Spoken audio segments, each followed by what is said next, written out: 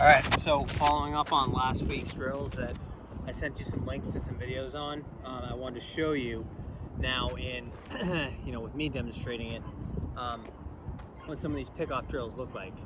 And then we can throw one in for a second base pickoff drill as well. So when you have someone on first base, you're always going to be from the stretch position. And this is the stretch position right here, right? The wind-up position like this, if you had someone on first base, basically when you start your movement, they have all that time they can leave. They can try to steal second base. So you never pitch from the wind-up position with a runner on first base. Some pitchers like to always pitch from the stretch position. You'll see that in the major league sometimes. But typically when you have any runner on base, unless you have a runner on third base, and sometimes you pitch from the wind-up, but you'll pitch from the stretch position like this. So here's basically the move that you want to get down for when you're trying to pick someone off first base, okay? You're up like this. You want to make sure when you're looking down with your eye looking forward, right? You want to be able to kind of out of your peripheral view. So right here, right? You want to be able to have an eye on that runner. See if that lead's getting bigger and bigger, and see if you want to actually try to pick him off, or if you can potentially actually pick him off, right? So you're coming down, you get your sign from the catcher. You want to look up, and then all one motion like that, okay? So it's a quick burst. You want to surprise that first base runner, right? So down, come up, stretch position, have your peripheral view looking at him, and then you throw over, okay? That's basically the that's your first pickoff move. I'm going to show you from a couple different angles.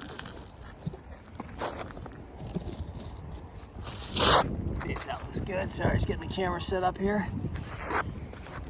So, as you see, we got first base behind me, up like this if you watch my feet,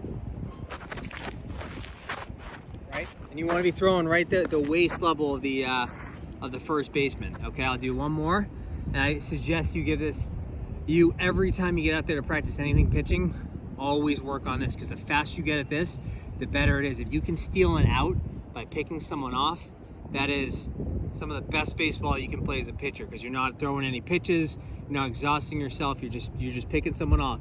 You got to catch their mistakes, right? So here we go. Okay, there's that. Now I'm going to go back here, and I'm going to show you the second one. Now this one is going to be more for when you're just trying to throw off a batter's timing, or throw off someone who's going to potentially steal second base, throw off their timing. So what you do, and this will be better when I show you from the other view, but this is what it looks like head on. This is going to be the step back and then over, basically pickoff drill. So you come up into the stretch, back like this, and then over, right? Chances are, if that runner sees your trail foot, your back foot go back, they know they need to get back to first base, otherwise they might get picked off, right?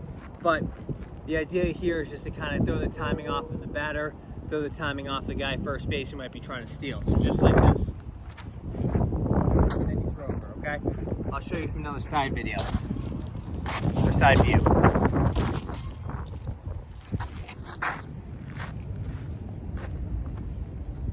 So you see, got the ball into the stretch.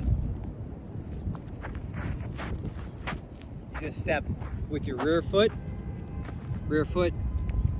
right back behind the rubber, back, and then over, okay?